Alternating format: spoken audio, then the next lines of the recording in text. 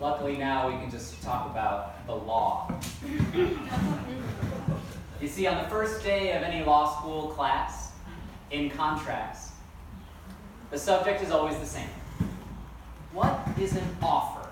The professor might ask.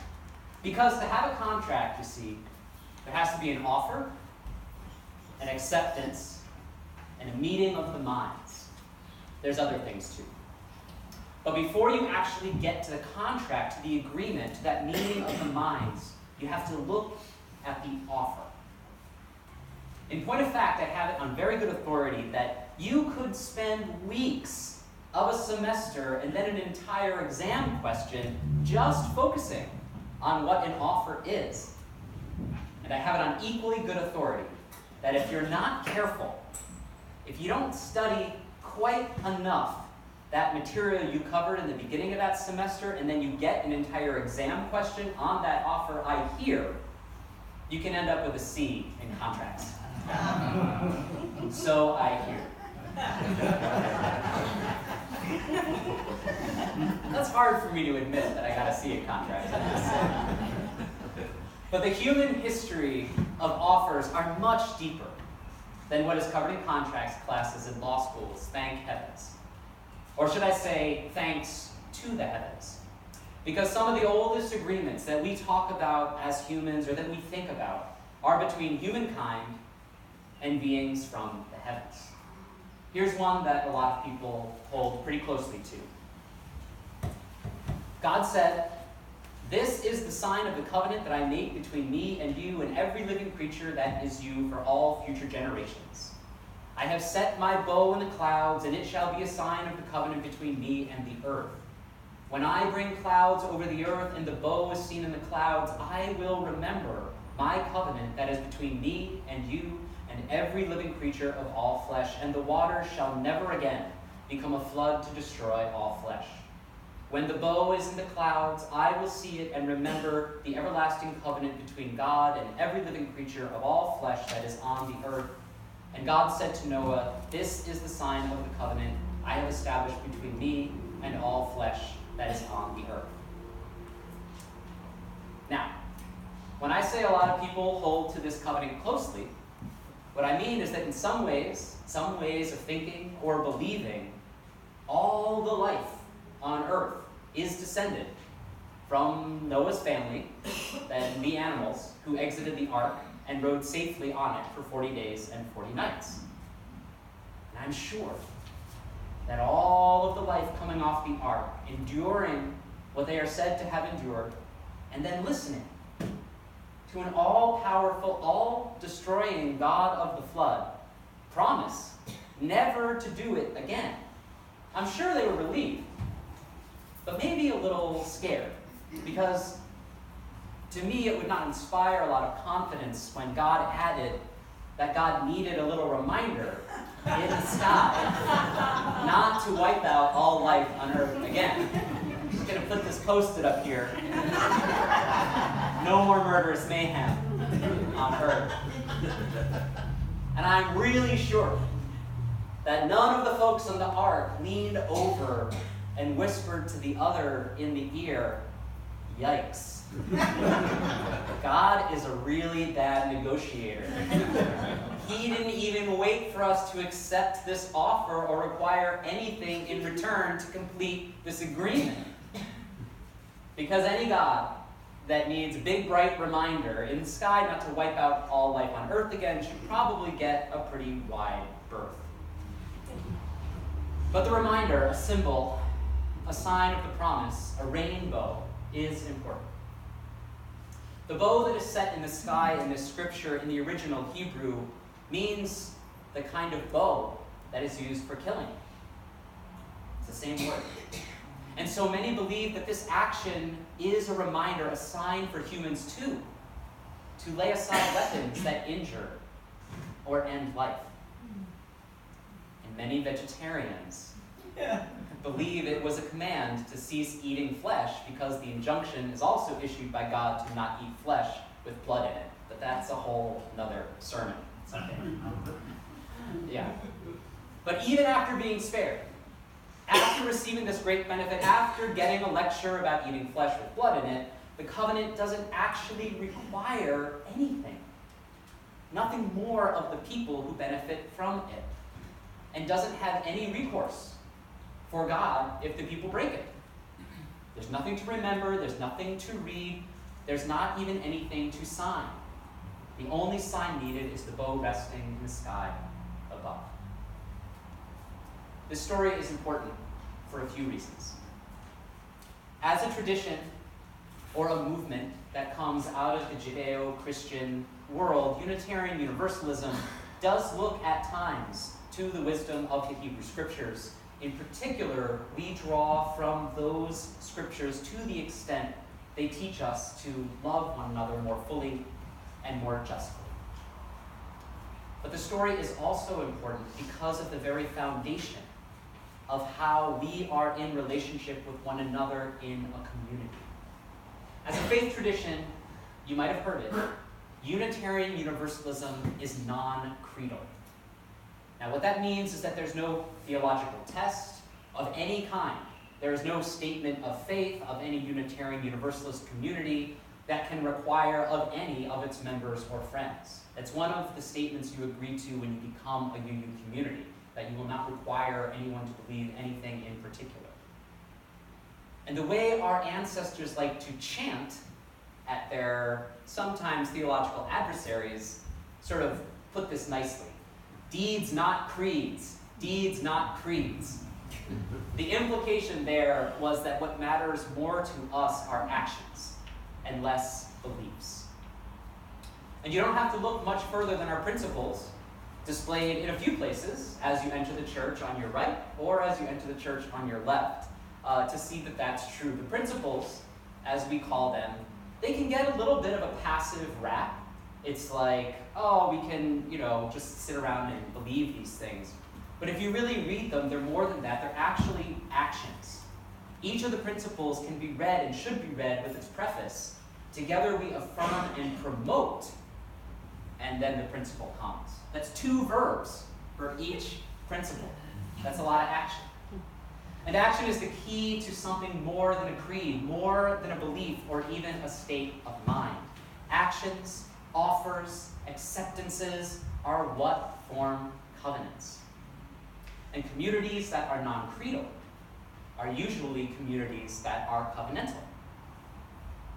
So that begs the question, what is a covenantal community then? What did I sign myself up for? Some of you might be asking. What is the small print? For those, over these coming weeks, we're going to be talking about this. We'll look together at different aspects of covenant and what it means to be in a covenantal community together. And let's start with something foundational, a creed versus a covenant. To compare a creed and a covenant, perhaps an oversimplification might be like this. A creed is an agreement about the nature of the divine, and a covenant is an agreement about the divine in our nature. Or to put it more plainly, the starting point for a creed is submission. The starting point for a covenant is consent. Unitarian Universalist communities are not the only non-creedal communities. Our cousins, and they are cousins, at Crossroads, at Central Union Church, at Community Church, at New Uwan Congregational across the street, these are just a few of the other covenantal communities around us. But one of the things that is unique in our tradition is how we look at questions and answers like covenant with the help of different sources while not privileging one source of knowledge, inspiration, or revelation over another. 2 of the other sources we draw from are the world's religions outside the Judeo-Christian tradition that we looked at, and we also draw from faiths centered or based on the earth and in the natural world. And I think we all know how blessed we are to live in a place with a deep and powerful tradition of both of these beautiful expressions of faith.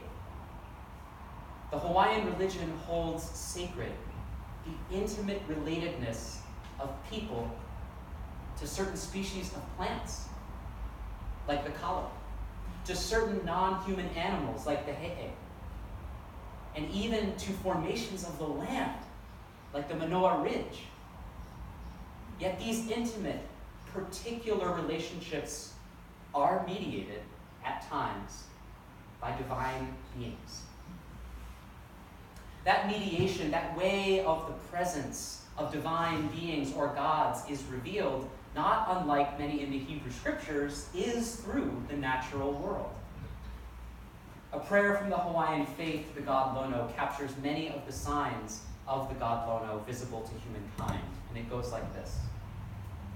Your bodies, O Lono, are in the heavens. A long cloud, a short cloud, a watchful cloud. An overlooking cloud, in the heavens it is. Behold, Lono places the stars that sail resplendent through the heavens, high resplendent in the great image of Lono. The stem of Lono links our dynasties with Kahiki, has lifted them up, purified them in the ether of Lono. And one of the best-known researchers of the Hawaiian religion, whose earliest works are today reprinted by the University of Hawaii, describes some of the prayers to Lono like this. In prayers to Lono, the signs of the god are named as thunder, lightning, earthquake, the dark cloud, the rainbow, rain and wind, whirlwinds that sweep the earth, rocks washed down ravines by the red mountain streams, stained with red earth, rushing to the sea, water spouts, the clustering clouds of heaven, gushing springs on the mountains. The god Lono in Hawaiian religion was important and was thought to hold sway over many aspects of daily life. But the most important was when he was thought to arrive. Lono was the bringer of the makahiki, the annual period of peace in Hawaiian life when harvest would commence and when warring would cease, when some thought that Lono descended to earth on a rainbow. And some of us have lived on Hawaii for a little while, right?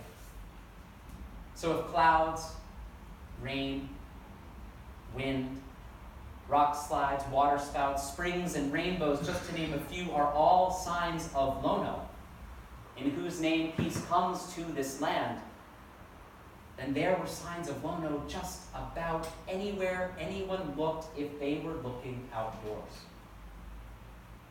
And in the coming of the peacetime, there was not something to be accepted. It was a religious fact. It was happening. Humans did not have to do something to make it happen.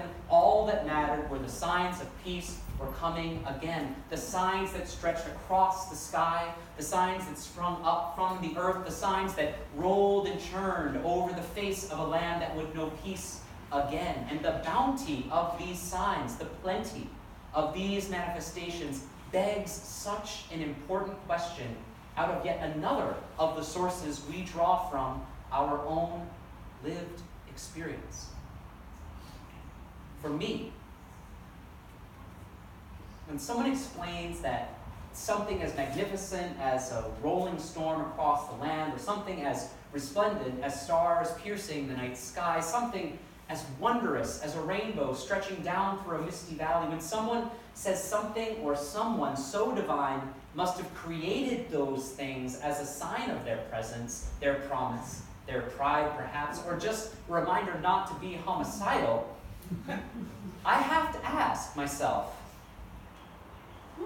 could these things themselves have been so glorious, have been so powerful, have been so moving to the minds and the hearts of humans who range this planet before time, out of mind, before the phase of the world hold now, from ancient Israel to the shores of this Aina? Couldn't it make more sense that those humans felt so moved by what they saw that they began to try to explain what seemed supernatural, what was beyond human comprehension, by assigning such wonders to the very hands and the hearts of gods that may walk among us. Because I swear, I have seen things so beautiful in life, but I can hardly fault someone for creating an entire religion around it. I mean, I sat in Madison Square Garden and watched Prince play lead on Superstitious for Stevie Wonder. And I think you could have a religion around that. Probably should. But I've also witnessed lives torn apart at the seams, only to see those lives return again to peace, to come back to wholeness right here. I've witnessed people freeing themselves from faiths that do not work anymore for them and take hold of richer, deeper soil in our community we share right here.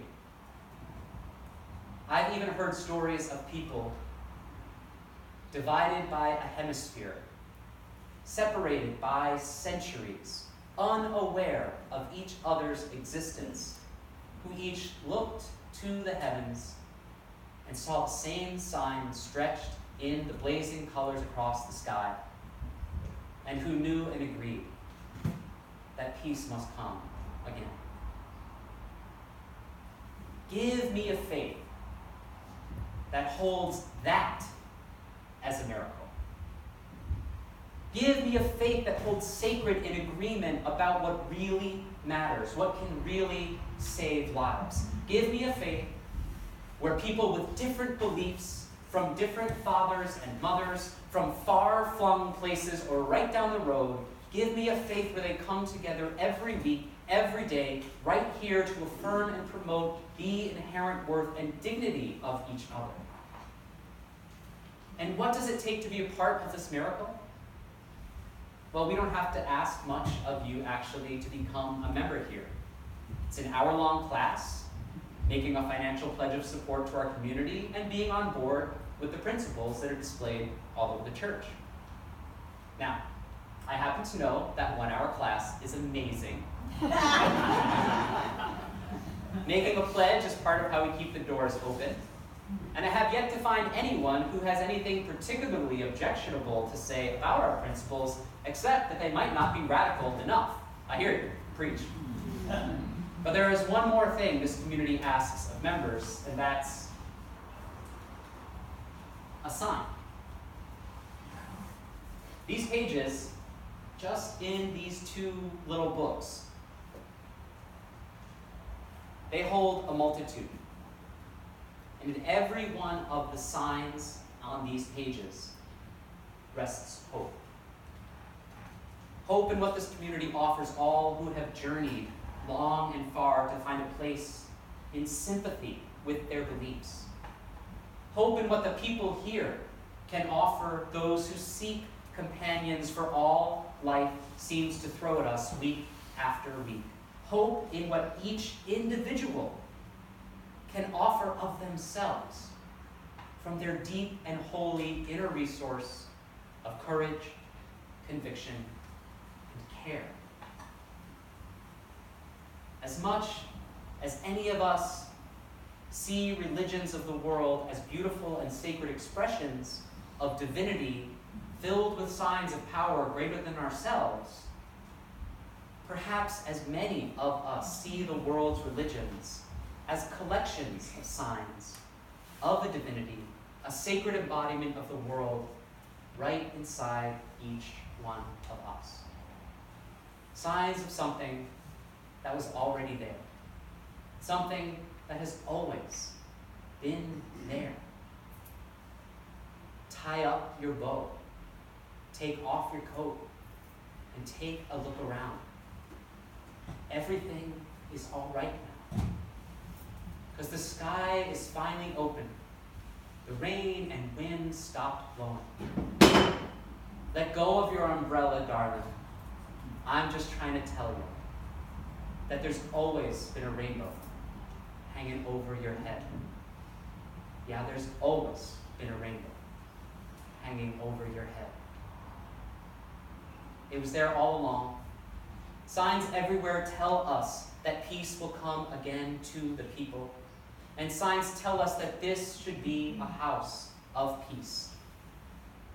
And with not much more than signing a book, spending time in a class where you can't possibly get a C, thank heavens, and supporting all we do together, we take the very first step to remaking a world united together in compassion, justice, and joy. And may it ever be so. Blessed be and amen.